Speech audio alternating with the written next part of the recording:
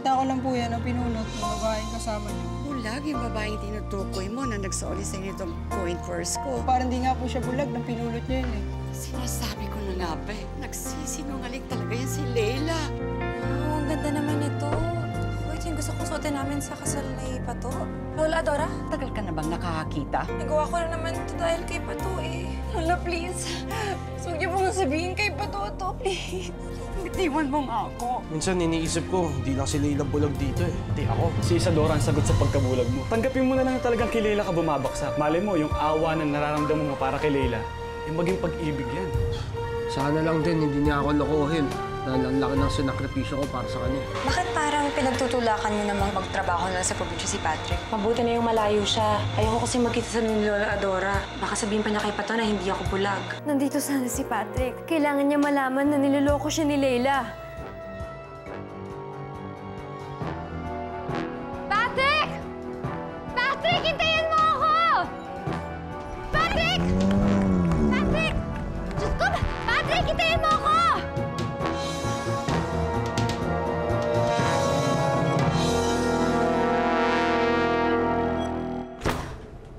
Useless board of directors.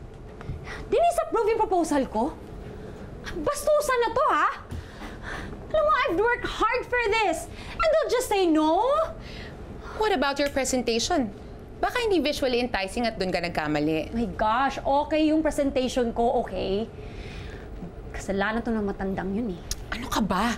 Lola mo yun. I don't care. She ruined me. Alam mo, nang dahil sa pagsugod niya at sa pagtatanak niya, ayan, nasira tuloy yung reputation ko dito sa kumpanya. Actually, ang dapat mong sisihin dyan ay yung empleyada mong si Isadora. Kundi dahil sa kanya, hindi susugod dito ang matanda. Alam mo, nagtataka din ako eh. Kung ano ba talagang relasyon nilang dalawa? Grabe kasi ipagtanggol yung matandang babae, yung malanding Isadora na yan.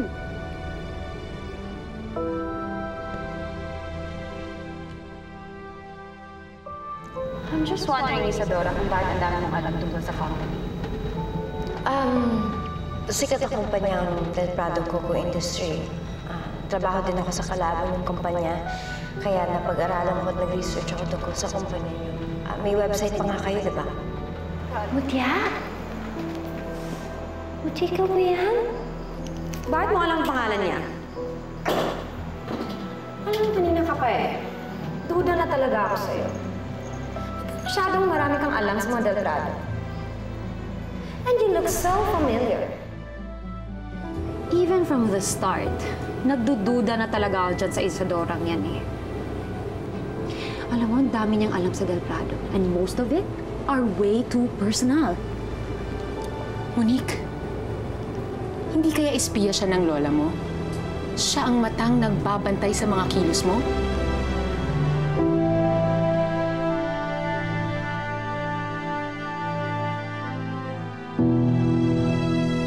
Hindi mo talaga kami tatantanan? Ha? Ano ba talagang kailangan mo kay Pato? Nagkukunwari ka pa? Kailangan niyang malaman ang katotohanan. Kailangan niyang malaman na nagpapanggap ka, na nakakakita ka pala. Hindi na ako magpaparaya sa taong mahal ko. Para lang sa isang manluloko. Wala ka nang pakialam sa amin. Akin na si Pato, simula nung nagparaya ka noon. Huwag ka na nang gugulo. Wala ka na magagawa. Ikakasal na kami, huwag ka na makialam! Hoy! Huwag mo kong talikuran! Kinakausap kita. Anong problema mo? Ikaw ang problema ko. Dahil sinungaling ka, nakuha mo si Patrick na nagsinungaling ka. Pues eto, hindi ako papayag na matuloy ang kasal niyo. Hindi matutuloy ang kasal niyo. Walang iya! Walang iya ko! Umalis ka dito! Umalis ka na dito! Hindi ko bakit sa'yo malambusan!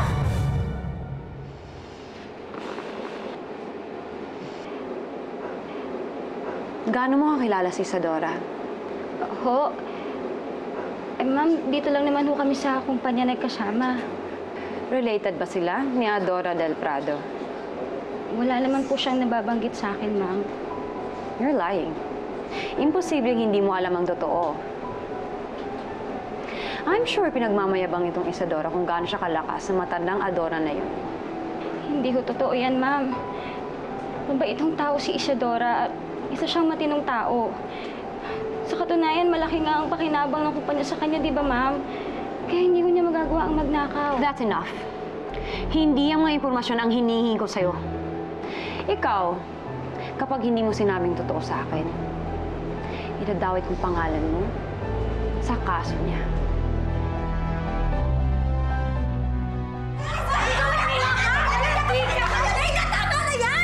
Tama na! Bakit ba kinig ako? Ito ba? Itong kapal na mukha mo! Ikakasal na kami! Nanggugulo ka pa! Hindi ako nanggugulo! Dahil ikaw maluloko ka! Nakuha mo lang si Patrick dahil sinungaling ka! Umalis ka dito! Umalis ka dito! Kaya natawag ako ng polis!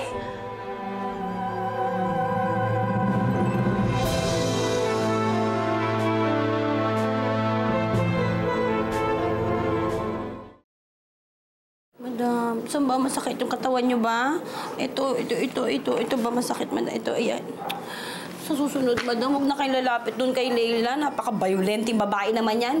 Isipin niyo naman, ilang beses niya nang ginawa ito sa inyo. Niloloko niya si Patrick. Hindi alam ni Patrick yun. Kawawa naman si Patrick. Naku, madam, mas kawawa kayo. Tingnan niyo nga, kayo pa itong nabugbog. Kayo na nga itong nagpakamartir para kay Leila. Kung minsan iniisip ko na nagkamali ako na sana pinaglaban ko siya na hindi ko agad-agad sinuko si Patrick. Madam, mabait ka kasi. Ayaw mo kasi makasakit ng tao.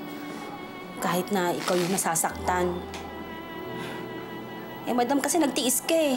Iba na po ang panahon ngayon, matira-matibay. Tingnan niyo po. Nagkamali po kayo ng taong tinulungan. Oo nga, nagkamali na nga ako. Inaamin ko na yun. Kaya hindi ko na talaga isusuko si Patrick. Ipaglalaban ko na siya. Sasabihin ko talaga sa kanya na niloloko siya ng Leila na yun.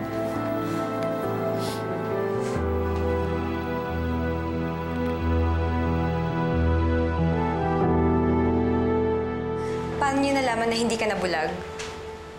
Hindi ko nga alam eh. Si Lola Adora lang naman ang nakabista sa akin. Hindi kaya yung matandang yun na nagsabi sa kanya? Imposible, Maggie. Hindi naman sila magkakilala eh. Pero Maggie, medyo nag-guilty ako sa nangyari. Hindi ko naman gusto saktan siya eh. Pero tinulak niya ako para saktan siya. Tama lang pala na gawin mo yun kay Isadora eh. Sinisira niya yung relasyon niya ni Patrick eh. Malaki ang puhunan ko kay Pato. Kaya gagawin kong lahat para hindi niya madiscover yung totoo. Alam ko uurong siya sa kasal namin pag nalaman niya eh. Paano kung tawagan niyo sa cellphone si Patrick?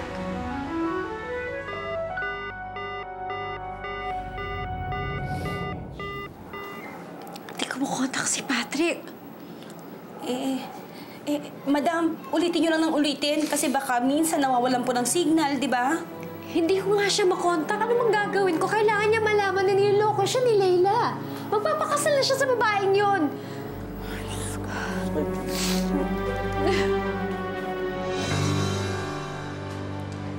Hindi niya magagawa yun. Ginawa ko na ng paraan. Oh, ito na yung phone mo. Nagpalit ka na ba ng SIM card? Oo, bago na yung cellphone number ko. Kaya huwag mo na isipin na nag-uusap pa kami ni Isadora, ha? Wala kang dapat pagsilosan. Salamat, Pato. Pasensya ka na, ha? Natakot lang naman ako na mawala ka pa sa akin, eh. Pero ngayon mapapanatag na ang loob ko.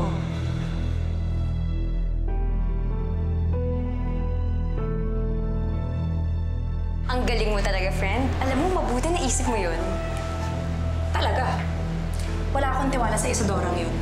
Kahit sinabi niya wala nang sila ni Pato, naniguro pa rin ako. Tama.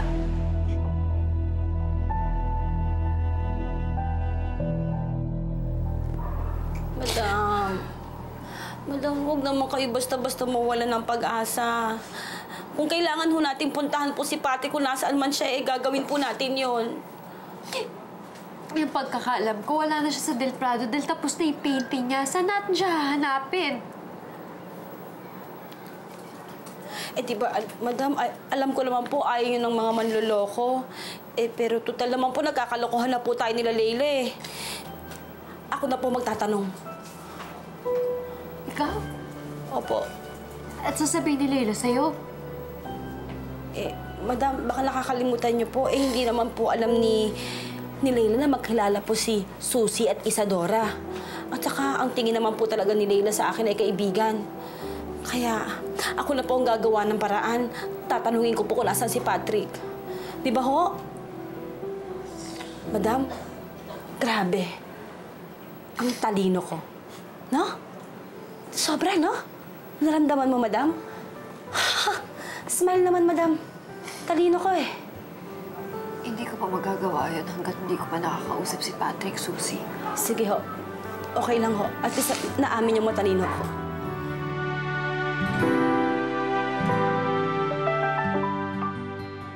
Bakit pa kailangan bigyan ng kaso si Isadora? Why don't you just let her work in this office? She's doing a great job. I can tell you. It's personal. Monique, don't you realize?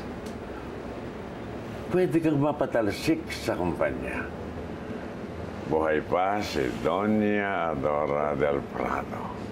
At pwedeng i-appoint si Isadora bilang kapalit mo.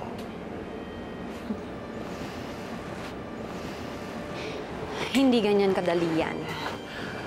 Remember, Monique, the directors are all in favor of Isadora. Ay kapag namili sila, ilalaglag ka nila. At kapag wala ka na sa posisyon, mabibisto ng lahat ng perang nilaspag mo sa kumpanya. There's only one solution to that. Kailangan mawala sa landas ko si Isadora.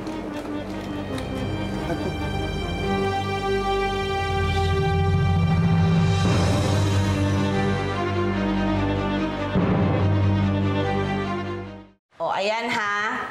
Yung ibang prutas dito, hinog na, pwede mo nang kainin. May mansanas dito, may oranges, may peras, may grapes. O, ano ba gusto mo? Yung mansanas na lang. Sige. Salamat, Susie. Nag-abala ka pa. Ano ba naman yan si Patrick? Bakit bigla ka naman niyang iniwan? Bakit ka naman niyang iniwan nag-iisa? Okay lang ako, Susie. Meron lang kasi siyang tinanggap na trabaho. Pero, uwi naman siya mamaya, di ba? Hindi eh. Susie, may tatanong sana ako sa'yo. May nabanggit ba sa'yo si Lola Adora? Wala naman. Bakit? Tungkol saan naman yon? Hindi, wala. Okay lang, kalimutan mo na lang. Alam mo, yung totoo lang ha, dito na muna ako habang wala yang si Patrick. Kasi mahirap yan nag-iisa ka. Hindi, okay lang ako, Susie. Kaya ko na itong mag-isa, tsaka babalik din si Pato. Nasa out of town lang siya. Out of town? Saan naman? Basta sa probinsya. Saan nga? Bakit mo gusto mo malaman?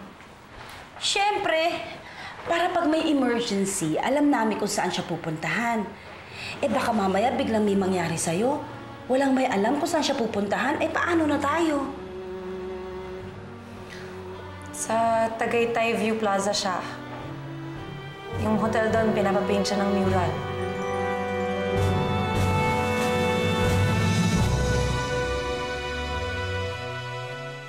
Mabilis naman yung biyahe pupunta Tagaytay, makakarating tayo doon agad. Mabuti nga, madam, hindi ako na pinag-nilalaan itong si Leila eh. Isipin ninyo, ha?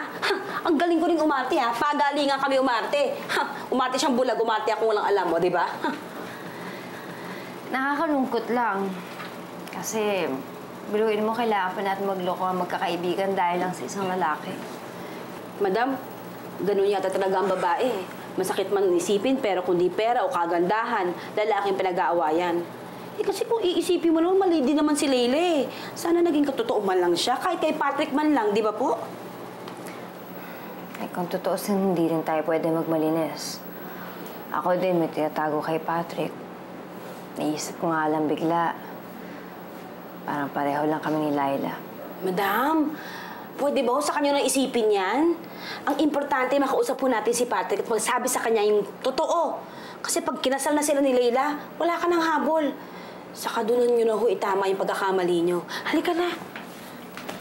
Halika na po.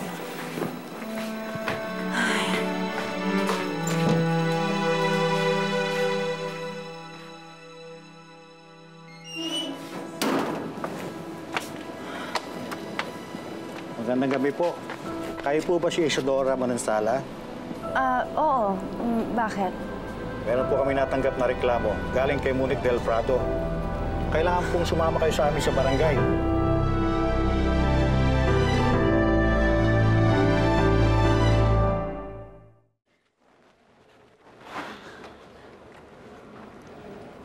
Talagang pati barangay pinatulan mo. Ano ba? Well, kailangan kong gumawa ng paraan para hindi makakilos yung Isadora na yan against me. Kailangan ko siyang kasuhan ng pagnanakaw. Sinabi ko sa kanila na tinangay niya ibang gamit ko nung sinuspend ko siya.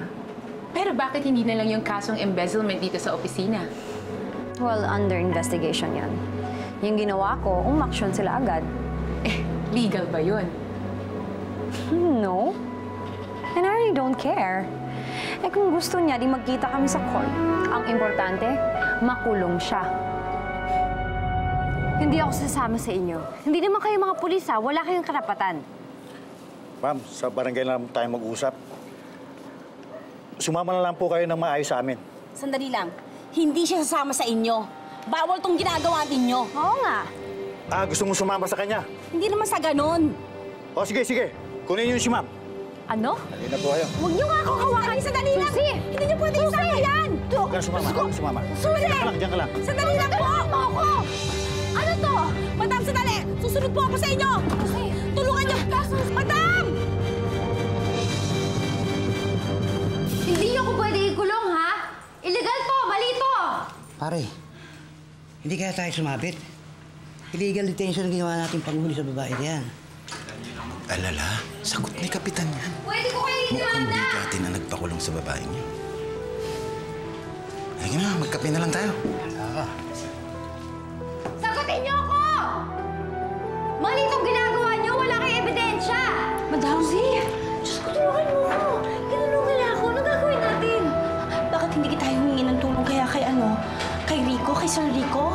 Wala naman number ni Sir Rico dahil binibigay niya sa akin. Hindi naman ako interesado nga sa kanya. Kanino tayo hingi ng tulong ngayon?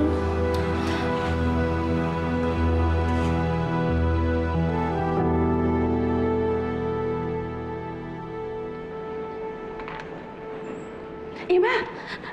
Kuya, ayan na po yung hinihintay ko. Excuse me po, Oh. Ayun, pasensya na sa abala. Pero talagang wala na ako ibang mahihinga ng tulong eh. Naku, Susi. Kaibigan ko si Isadora at alam ko mabait siyang tao.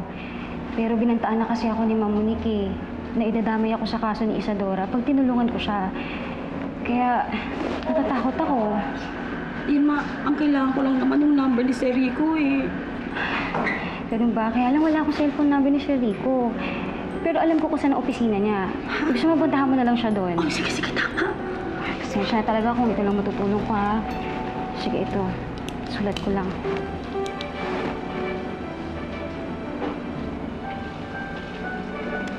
Ayan.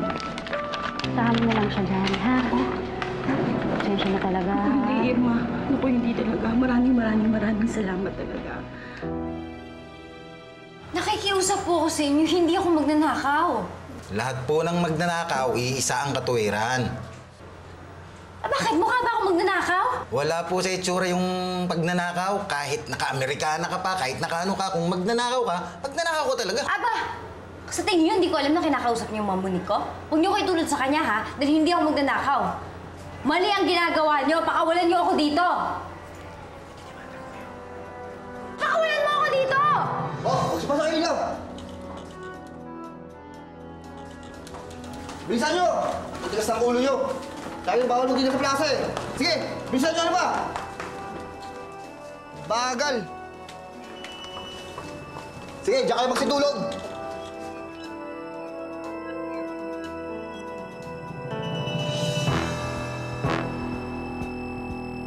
Diyos ko. Magbabagong anyo ako dito. Anong gagawin ko? Nasaan na si Susie?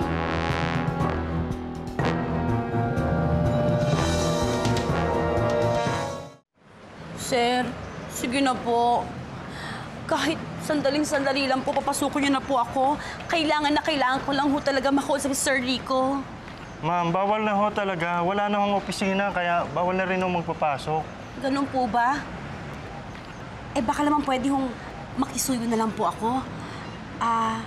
Gagawa na lang po ako ng sulat, tapos pakiabot na lang po sa kanya. Pwede ba ho yun? O sige, paglabas niya, ibibigay ko na lang. Ay, naku, salamat po. Sige. May papel ba ako dito? May papel ba? Ma'am, dito niyo na lang isulat. Ay, naku, salamat po talaga. Naku, sir, salamat po. Ay, naku, pahiram na rin ako. Salamat po, sir, talaga.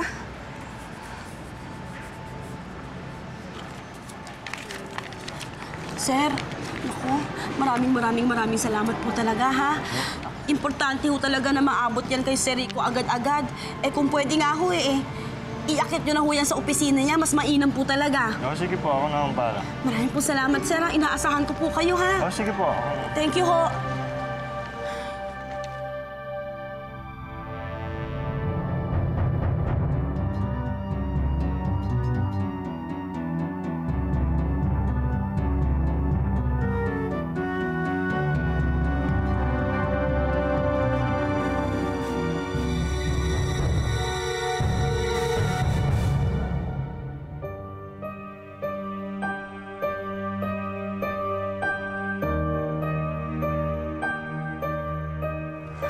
Ano magagawa ko?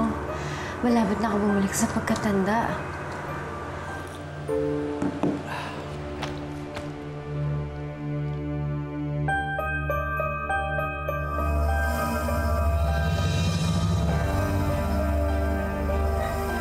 Ano yun? Joseph! Sasamahan mo nga ako.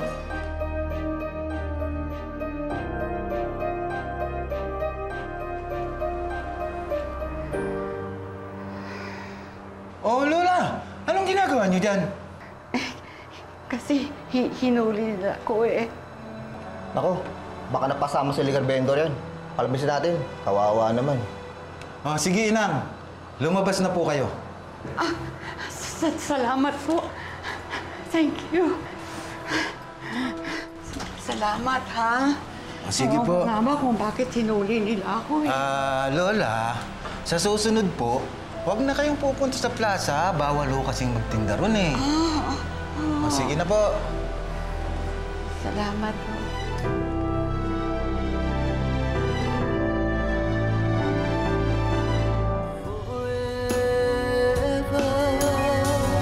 Paano nakawala si Isadora na hindi nyo namamlayan? Guluhin nyo si Isadora.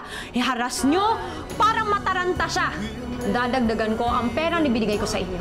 Hindi na kayo pwede dito, ha? Kailangan nyo nang umalis. Ayokong madamay kung anumang kaso meron kayo. Ano kaya kung ipagpapatuloy na natin yung binabalak natin kahapon na puntahan na natin si Patrick sa Tagaytay? Ayan na. Hoy! Sandali ba? Sandali! Sabihin mo ng masamang tao ako, pero dadalawang isip ako. Malamang umatras ako doon sa kasal. Si Isadora ang gusto kong mapangasawa. Ma'am, mukhang tayo po sinusundan ng motorsiklo, ah. Baba! Baba, sabi! Takbo na! Sige na, takbo na!